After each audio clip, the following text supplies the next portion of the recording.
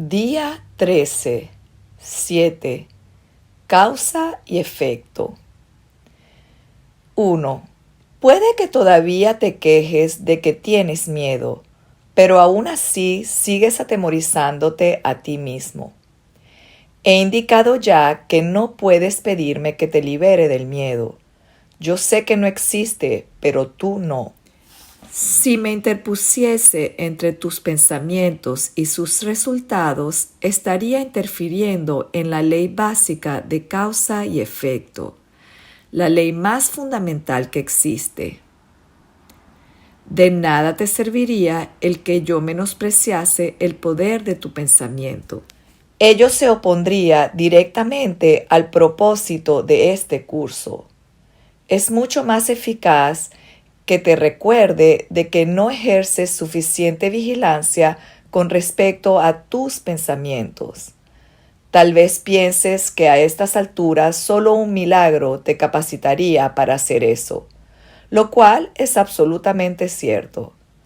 No estás acostumbrado a pensar con una mentalidad milagrosa, pero se te puede enseñar a pensar de esa manera.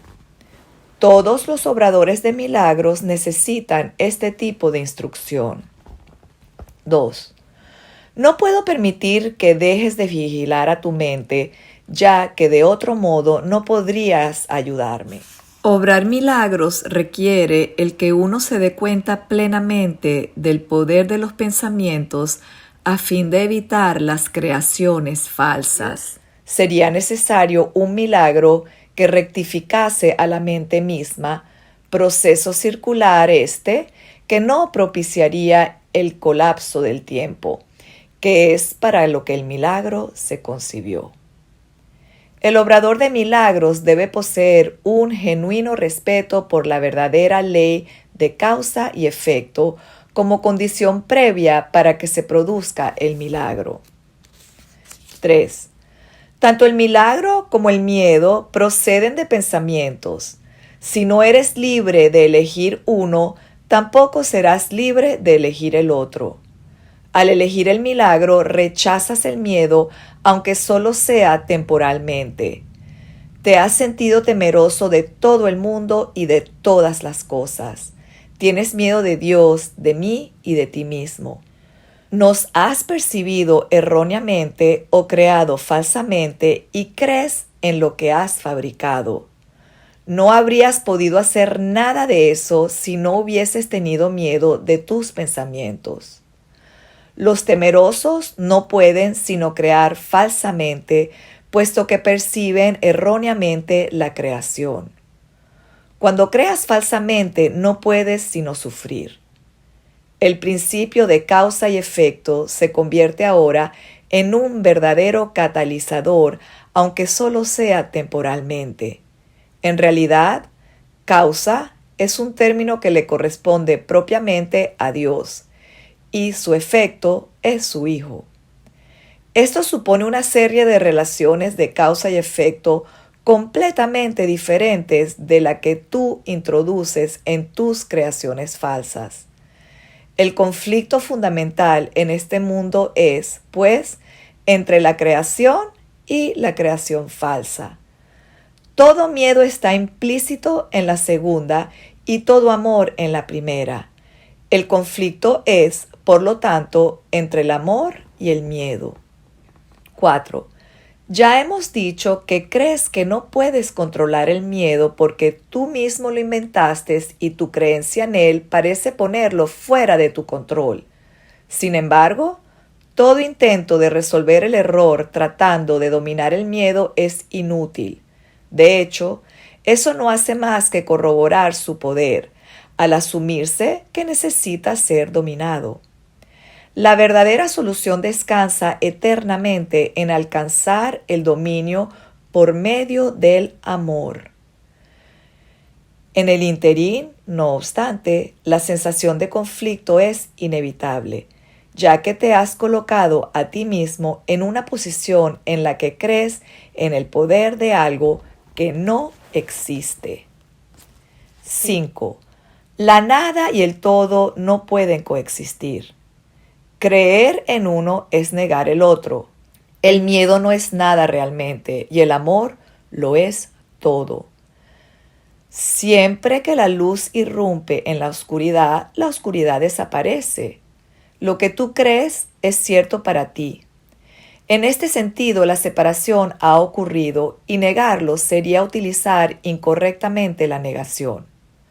Concentrarse en el error, no obstante, no es más que otro error. El procedimiento correctivo inicial consiste en reconocer temporalmente que hay un problema, mas solo como señal de que tiene que ser corregido de inmediato. Esto da lugar a un estado mental en el que la expiación puede ser aceptada sin demora. Debe señalarse, no obstante, que, en última instancia, no puede haber transigencia alguna entre lo que es todo y lo que no es nada. El tiempo es esencialmente un recurso por medio del cual se puede abandonar toda idea de transigencia al respecto. Este proceso parece ser gradual debido únicamente a que el tiempo en sí comprende intervalos que no existen. La creación falsa hizo que esto fuese necesario como recurso de corrección. La aseveración, porque tanto amó Dios al mundo que le dio su unigénito Hijo, para que todo el que crea en Él no perezca, mas tenga vida eterna, necesita solamente una leve corrección para que tenga sentido en este contexto. Se lo dio a su unigénito Hijo. 6. Debe observarse con especial atención que Dios tiene solamente un Hijo. Si todas las creaciones de Dios son hijos suyos, cada una de ellas tiene que ser parte integral de toda la filiación. La filiación, en su unidad, trasciende la suma de todas sus partes. Este hecho, no obstante, queda velado mientras falte una sola de ellas. Por eso es por lo que, en última instancia, el conflicto no se puede resolver hasta que todas las partes de la filiación hayan retornado. Solo entonces podrá comprenderse lo que, en el verdadero sentido de la palabra, significa la plenitud. Cualquier parte de la filiación puede creer en el error o en la incompleción si así lo elige. Sin embargo, si así lo hace, estará creyendo en la existencia de algo que no existe. Lo que corrige este error es la expiación. 7.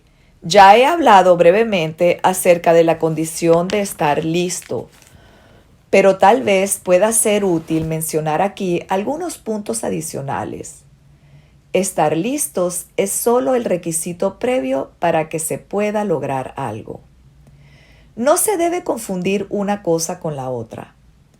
Tan pronto como se da la condición de estar listo, también se da, en cierta medida, el deseo de querer lograr algo, si bien este no es necesariamente un deseo indiviso. Dicha condición de estar listo no es más que el potencial para que pueda tener lugar un cambio de mentalidad. La confianza no podrá desarrollarse plenamente mientras no se haya alcanzado un dominio total. Hemos tratado ya de corregir el error fundamental de que es posible dominar el miedo, y hemos enfatizado que el verdadero dominio solo se puede alcanzar por medio del amor. Estar listo es solo el comienzo de la confianza. Tal vez pienses que esto implica que tiene que transcurrir mucho tiempo entre el momento en que estás listo y aquel en el que alcanzas el dominio. Pero permíteme recordarte que el tiempo y el espacio están bajo mi control.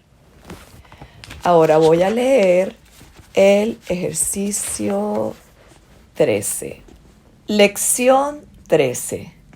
Un mundo sin significado engendra temor. 1. La idea de hoy es realmente una variación de la anterior, excepto que es más específica en cuanto a la emoción suscitada. De hecho, Un mundo sin significado es imposible. Lo que no tiene significado no existe.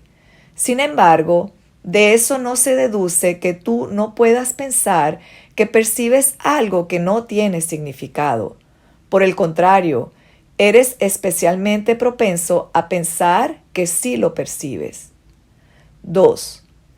El reconocimiento de esa falta de significado produce una aguda ansiedad en todos los que se perciben como separados. Representa una situación en la que Dios y el ego se desafían entre sí con respecto a cuál de sus respectivos significados ha de escribirse en el espacio vacío que la falta de significado produce. El ego se abalanza frenéticamente para establecer allí sus propias ideas, temeroso de que, de otro modo, el vacío pueda ser utilizado para demostrar su propia impotencia e irrealidad. Y solamente en esto está en lo cierto. 3. Es esencial, por lo tanto, que aprendas a reconocer lo que no tiene significado y a aceptarlo sin temor. Si tienes miedo, no podrás por menos que dotar al mundo con atributos que no posee y abarrotarlo con imágenes que no existen. Para el ego, las ilusiones son dispositivos de seguridad, como deben serlo también para ti, que te equiparás con él. 4. Los ejercicios de hoy, que deben hacerse 1, 3 o 4 veces sin exceder 1 minuto cada vez, han de practicarse de manera ligeramente distinta de los anteriores.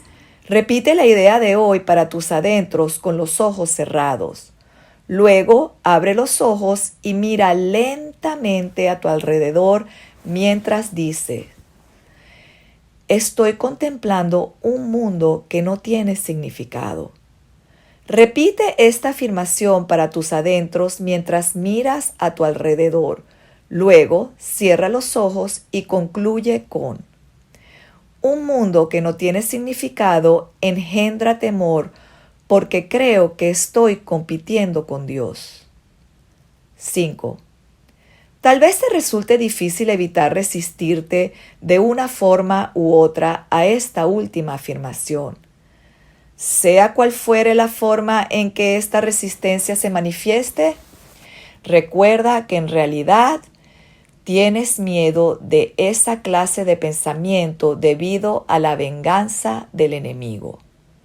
No se espera que a estas alturas creas esta afirmación y probablemente la descartarás por considerarla absurda. Observa cuidadosamente, no obstante, cualquier señal de temor patente o encubierto que dicha afirmación pueda suscitar. 6. Esta es la primera vez que intentamos exponer una relación explícita de causa y efecto de una clase que aún no puedes reconocer por ser todavía muy inexperto. No te enfrasques en esa última afirmación y no trates ni siquiera de pensar en ella, excepto durante las sesiones de práctica. Eso es suficiente por ahora.